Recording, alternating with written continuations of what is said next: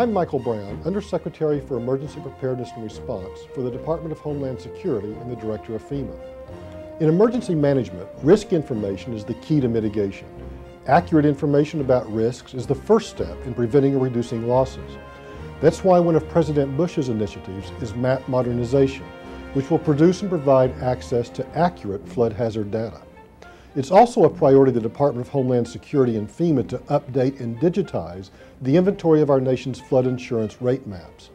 It's a huge undertaking, and the Department of Homeland Security and FEMA can't do this alone. It requires partnerships. It's essential for us to leverage America's talent and expertise to accomplish this monumental task. We must also cultivate and work with our cooperating technical partners. During this video, we'll hear our partners describe the benefits of map modernization.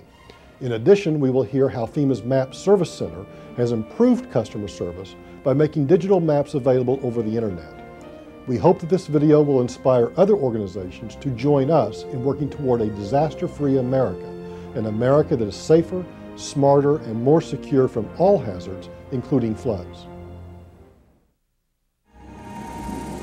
In the last 100 years, more lives were lost and more property damaged by flooding than any other natural hazard.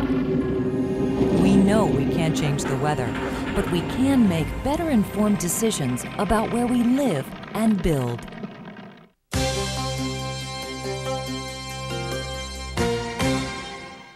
Tropical Storm Allison formed unexpectedly off the Gulf Coast of Texas in June of 2001. It moved inland, and no one was really expecting much from it, but it lingered around, and the remnants over the course of about 4 or 5 days delivered about 35 inches of rain on average to Harris County. We lost about 73,000 flooded residences, over 95,000 flooded vehicles. Overall, an estimated about $5 billion worth of damages. When Allison struck, Harris County had been relying on out-of-date floodplain maps to regulate development. The flood hazard maps, for the most part, were produced 20, 25 years ago, 15 years ago. So they're all quite old. They were based on an older technology, and with the current tools we have at our disposal today, we felt like we could develop maps that provide a better tool for us to engage in mitigation projects and planning efforts for future flood control projects. Accurate floodplain maps are the basis of virtually everything that you do with regard to the floodplain, whether it's identifying problems, determining which are the most serious problems, or identifying what you're going to do to address and minimize the impacts of those problems. All this would be in the Gypsum Creek floodplain, right? We can't stop a tropical storm Allison from hitting us, but we can improve our ability to rebound as a community. Cutting-edge technology is leading the Map Modernization Initiative. So the ability to run a model of a stream has progressed enormously in the last 20 years. LiDAR, light detection and ranging, has provided an incredible level of accuracy.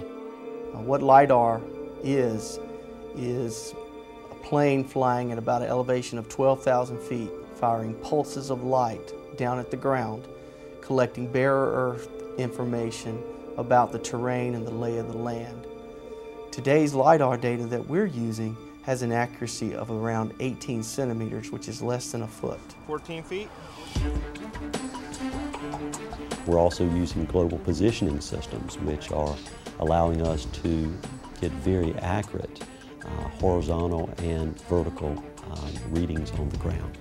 The LiDAR data and the field survey data together are used to produce engineering models, computer models, that help us predict the base flood elevations for each of the streams that we're studying. That information is then put into a digital form in a GIS, or Geographic Information System, which is used to develop the digital flood insurance rate maps. Not every community needs this level of accuracy. In areas with less risk, the same automated technologies can be used with other existing or less expensive sources of digital elevation data. Today, the engineers now can do what used to take weeks, is done now in minutes. We're also using a next generation IT infrastructure. This IT infrastructure allows us to combine data that defines points on the ground with non-spatial data, textual data. Digital map formats allow public access through an internet website. On that website is current flood zone information as a result of the engineering work that's been done and other flood hazard information. But also we have other GIS data layers such as rivers and streams, streets, municipal boundaries, extraterritorial jurisdictions, and many other data layers that can be overlaid on top of the flood zones. The website allows you to click data layers on and off, but it also allows you to download any of the information that you see on the screen. It's been estimated in a cost-benefit analysis that by having these new flood insurance